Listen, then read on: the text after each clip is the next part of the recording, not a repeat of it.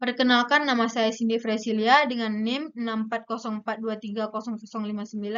Di sini saya akan mempresentasikan tentang desain UI UX, penggunaan jasa laundry, di mana ini adalah final project pada mata kuliah interaksi manusia dan komputer. Pada latar belakang, usaha laundry adalah usaha yang bergerak di bidang jasa, yang menawarkan jasa mencuci pakaian ataupun alat rumah tangga lainnya, di mana kebanyakan konsumen ini adalah mahasiswa-mahasiswi ataupun masyarakat sekitar tempat laundry, yang dimana terkadang yang tidak mempunyai waktu untuk mencuci atau membersihkan pakaian. Tujuan dan manfaat proyek ini adalah menemukan kemudahan dalam pencarian penjualan yang terdekat, dan juga pembayaran, pengiriman, dan penjemputan yang amanah dan aman. Landasan teori. Pada landasan teori ini pertama ada interaksi manusia dan komputer. Ini adalah ilmu yang mempelajari tentang manusia, komputer, dan juga teknologi ini berinteraksi satu sama lain, yang tujuannya untuk menciptakan sistem yang mudah digunakan dan juga efektif. Yang kedua ada information security dan juga HCI atau human computer interaction. Ini adalah bagaimana cara kita mendesain sistem agar sistem ini aman dan juga user friendly. Yang ketiga ini adalah HCIS guidelines. Ini adalah pedoman kita, bagaimana cara kita mendesain agar desainan kita itu tetap konsisten dari awal sampai akhir, dan juga pengguna bisa lebih nyaman dan mudah melihat desainan kita. Yang keempat ada UI UX. UI adalah user interface, yang dimana ini adalah aspek visual untuk mencakup layar desain ataupun tombol, icon, dan elemen visual yang berinteraksi langsung kepada penggunanya. Dan ada juga UX atau user experience, adalah pengalaman pengguna dalam menggunakan desainan kita, apa yang mereka rasakan. Yang kelima ada desain proses.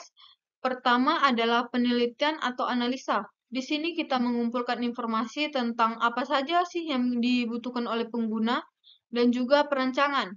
Yang dimana pertama kita membuat sketsa dulu di kertas, dan juga kita mendesain di wireframe atau modul, dan juga prototipe awal. Ada juga pengembangan. Di sini adalah desain yang dikembangkan lebih lagi untuk lebih bagus. Dan juga ada pengujian atau evaluasi. Di sini desain kita dievaluasi oleh pengguna ataupun responder agar kita tahu apa kekurangan desain kita dan kita bisa memperbaikinya sebelum kita publikasikan keluar.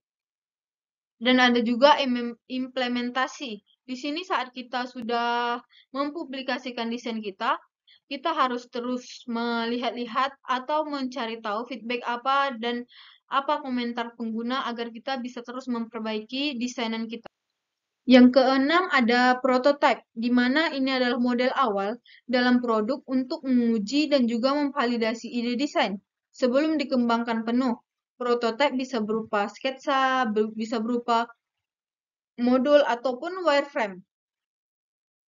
Metode design thinking. Design thinking ini harus disesuaikan dengan pengguna, seperti empati. Empati memudahkan user, misalkan user tidak sempat mencuci pakaian ataupun mengantar pakaian ke tempat laundry.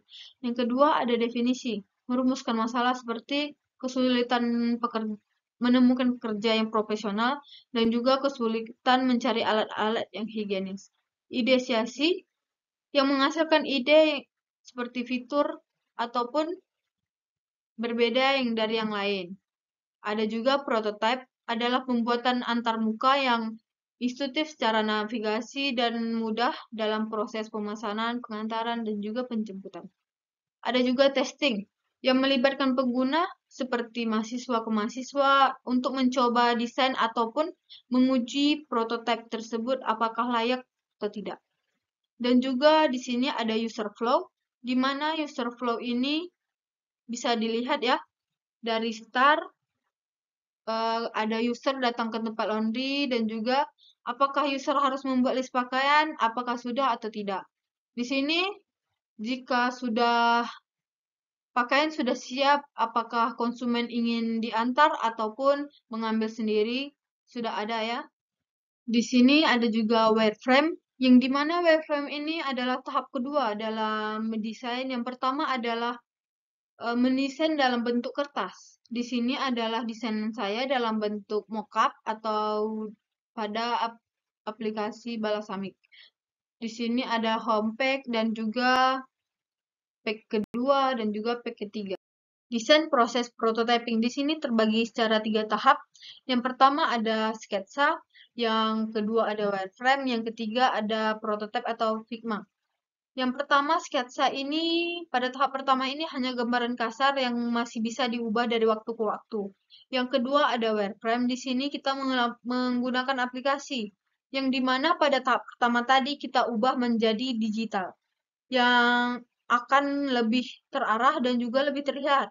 Di sini kedua cara ini termasuk low fidelity atau low-fi. Yang ketiga atau cara terakhir ini termasuk high-fi atau high fidelity. Di sini pada desain ini, desain kita lebih terlihat atau konkret. Namun pengerjaan waktu yang memakan lama dan effort yang tinggi merupakan salah satu kendala dalam mendesain. Ini adalah hasil desain UI web saya, di mana saya hanya menggunakan 2 tipe font, yang dimana tipe font ini adalah Kokoro dan juga Inter. Kokoro hanya saya letakkan pada merek ataupun pada kata-kata yang di bawah logo. Dan namun Inter mencakup semuanya selain kata-kata Kokoro tadi.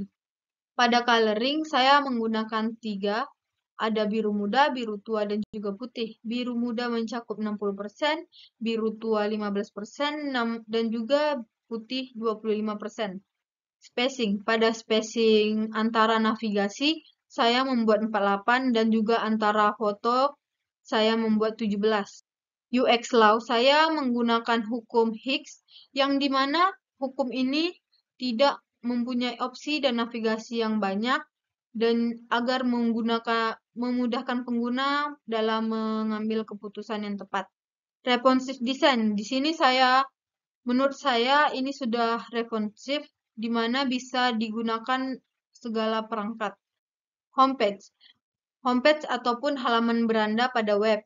Ini adalah halaman pertama pada web yang bisa kita lihat, dan juga user bisa kembali hanya dengan menekan logo dan akan langsung ke beranda web.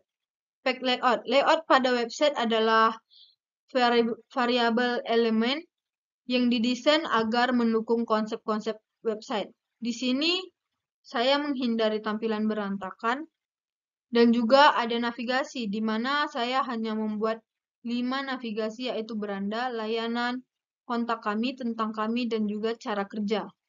Scrolling dan paging, di mana scrolling ini memudahkan untuk user mau scroll ke atas ataupun ke bawah. Dan juga di sini desain ini menghindari scrolling secara horizontal, yang dimana ini sangat-sangat mengganggu. Heading, title, dan label. Di sini menurut saya membuat label yang jelas dan juga kata-kata yang unik yang diterapkan. Link. Link adalah alamat yang menggabungkan satu halaman ke halaman yang lain. Dan juga pada desain ini menggunakan label yang mudah dipahami. Dan juga ada grafik, image, dan multimedia. Penggunaan grafik yang mudah dipahami oleh pengguna dan juga bisa menampilkan desain yang menarik dan menggunakan foto-foto yang berkualitas agar pengguna tertarik untuk melihat desain. Desain ini sudah menggunakan tampilan background yang nyaman, yang membuat nyaman user. Dan juga pada logo sudah dibuat di bagian kiri atas.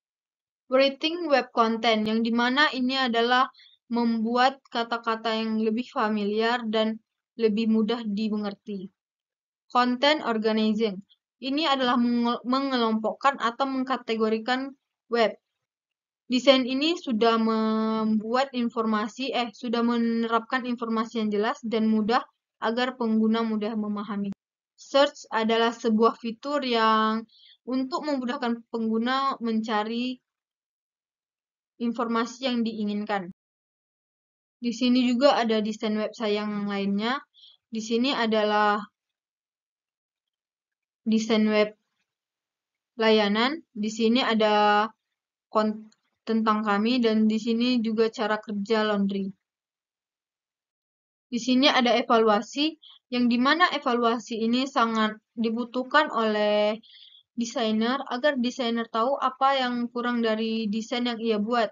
Di sini saya mendapatkan respon yang berbeda-beda pada setiap orang, namun juga tidak terlalu signifikan perubahan. Di sini adalah grafik pada rata-rata yang diberikan responden-responden. Di sini terdapat responden 1 sampai responden 8. Di sini ada desain UI mobile yang dimana desain UI mobile ini adalah desain yang responsif yang bisa digunakan segala perangkat dan juga tidak berubah-ubah desainnya. Pada kesimpulan dan saran ini, desain UI UX Laundry yang berdominan berwarna biru yang memberikan kesan bersih yang akan menarik para user. Namun, agar aplikasi ini semakin baik, ada sebaiknya melakukan uji coba seperti evaluasi yang tadi saya lakukan, agar kita bisa mendapat masukan langsung mengenai kenyamanan dan kemudahan pengguna dalam menggunakan desain kita tersebut. Sekian, terima kasih dari saya. Selamat malam.